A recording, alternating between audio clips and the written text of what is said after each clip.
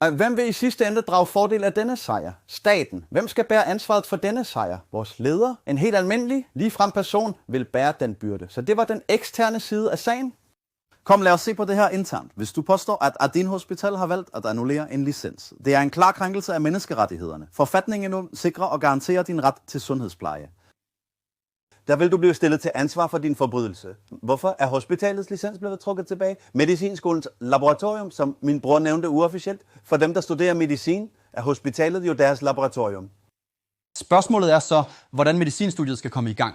Det var sekten, jeg siger. Vil du så kun have læger, der udelukkende er baseret på certifikater? For det andet, hvis der er uagtsomhed blandt dem, altså hvis de giver forkert behandling, vil alt blive dømt.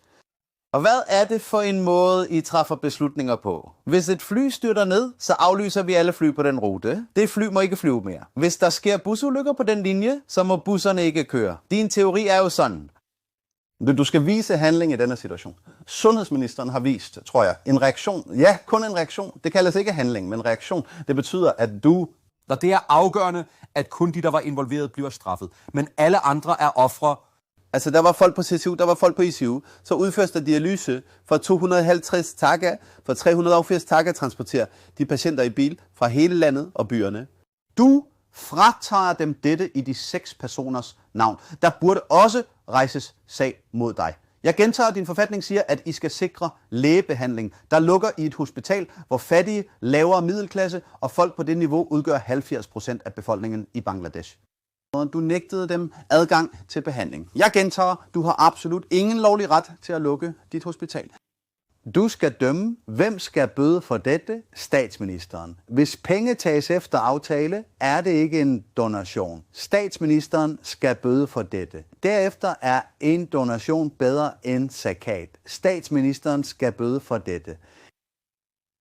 Og så navngivningen. Navngivningen, den strid, hvor premierministeren ikke genopretter sin fars navn.